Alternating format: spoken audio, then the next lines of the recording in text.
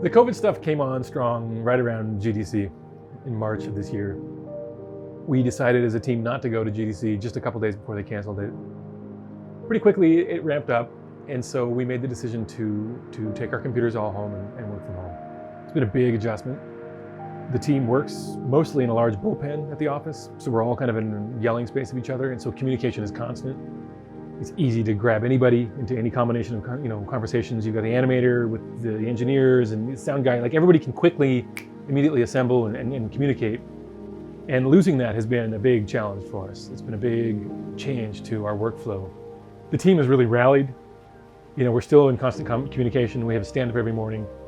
Even with tough deadlines and a real kind of shift in our working processes, we've still managed to stay mostly on target. And we're a little slower, and definitely we've had some challenges in terms of just communication and stuff like that, but it could be a lot worse. And this will be a memorable time. It's a very interesting time to be at this critical juncture on a large project like this. It's almost, it's been over 3 years now.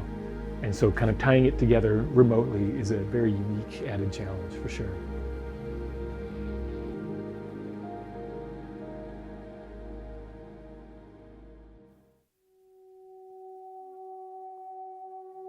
This is at its core a survival adventure game. It's a game about a person's journey through kind of a very vast, wild landscape. A lot of danger, a lot of beauty. It's a very somber game. It's kind of different than what we do at 17-bit normally. We're known for kind of cartoony, goofy, fun stuff. This game is a very different direction, but it's been a fantastic project. It's really, when I first experienced VR, I was immediately completely floored. I mean, I was in tears almost at how incredible the experience is. I mean, it's not a game anymore. It's a world that you are inside of. And when I started thinking about what I would like to do, I thought about creating a world. I mean, creating a living, breathing world, which you hear all the time, but for the first time, it wouldn't be just a game. You would be in this world. And if we could make the rules of the world simple enough, you could survive virtually in this world. And I wanted to populate that world with living creatures that lived and behaved and acted like real wild animals. I want these animals to have reactions. I want them to feel fear, to be afraid, hungry, tired, nervous. And I wanted to make a world that was completely interlocked and completely interbreathing. The deer are hungry and they're looking for food, and they're nervous and they're startled by sounds. If they see you from a distance, nothing is canned in this game. Like everything is a kind of a dice roll, or driven by the AI to be like, okay, if he sees you at a distance and he's well fed, he's maybe not that nervous. He's going to watch you for a while before he gets spooked. If you run after him or start coming at him, at some point he's going to react realistically and he's going to run away. So everything in this world is meant to be alive. I mean, I was watching my children play chasing fish at the ocean in this little kind of pond, and they had a net. And just them running around chasing after these animals was incredibly engaging to them. And I was like, this doesn't have to be crazy high levels of artificial intelligence. It just has to act realistically and be sort of alive. And so this idea, I spent a lot of time hiking in the mountains of Kyoto here and other places too, but Kyoto is a very, obviously special to me. I live here. We spend a lot of time in the woods. And just walking in the woods and, the little subtle touches, it's something that you can do so much more effectively in VR than you can in a flat screen game, the little window into the game. When you're in the world, the spatial audio, birds taking off, and you hear a branch break and you're like, something broke that. Was it large? Was it small? Is it something dangerous? This is a dangerous world, and so you spend a lot of time just exploring and living and certainly foraging for food and building camps and hunting.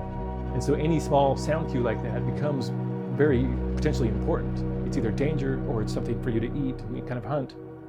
And so the whole game has sort of become this just what we think of as a perfect sort of virtual experience. It's a self-contained world that has rules and laws, and you can go into this world and you can sort of make your own way and survive. And that's the whole high concept.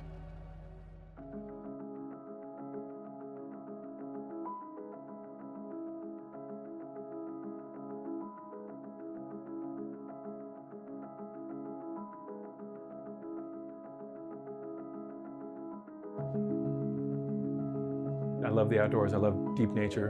You know, Japan's nature is sort of split into two kinds. You've got the new modern forests that were all farmed for cedar, and they're very boring, dull.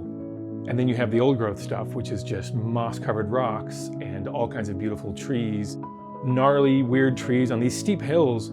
Every tree has its own kind of story. Every tree is like weird and kind of adapting to the atmosphere, you know, to the weird angles and barely holding onto the rocks. And so I love spending time in these old growth forests here.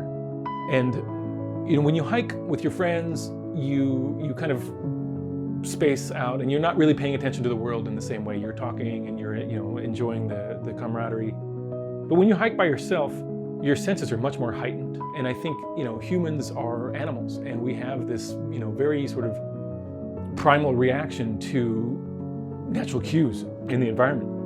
And so I've become really aware and conscious of my own sort of personal reactions to these sounds and these influences and how it feels. When dusk comes on and those certain sort of late night cicadas come on that are kind of signaling it's going to get dark soon, there's a primal instinct to want to go home and to get back to safety and to get out of the darkness. And that's something we really wanted to play up. We really wanted to kind of grab those natural cues and bring them into this world. Like the sun's going down, the tone of the world kind of starts to slow down, different kind of, you know, the frogs and the crickets and stuff start coming on, but these cicadas. And this kind of sense of tension, where like we went with a much redder kind of evening light that just feels like, hey man, it's getting dark. It's a problem. You need to get back to safety. You need to get back home. And so this whole game is really about this sort of day-night cycle of utilizing your time. When it's light and you've got a lot of visibility and you can see clearly, you should be out hunting and doing the things that you need to do during the day. And at night, you know, it's not a good idea to be out in the dark when you're a primitive man. So focus on building your fire, focus on building your camp up, focus on resupplying your stock of arrows and weapons, drying meats, drying mushrooms, stuff like this to kind of prepare for the adventure.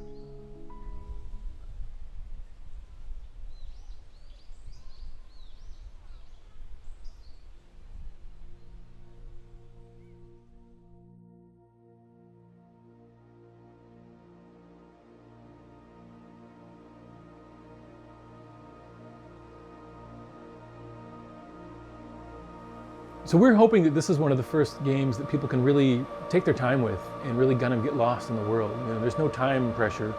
It's not an open world, but they're fairly large, smaller worlds. And it's very free form and sort of time independent. So I'm expecting players to be able to kind of really enjoy the beautiful landscapes, these primitive giant forests we've built, and really sort of lose themselves in just this, enjoying this virtual garden, this virtual jungle that we've created. The game has a lot of new concepts and mechanics that we are having a big job of explaining to the players and getting them ramped up on. But once you have these basic systems understood, you can really engage with this world kind of any way you want.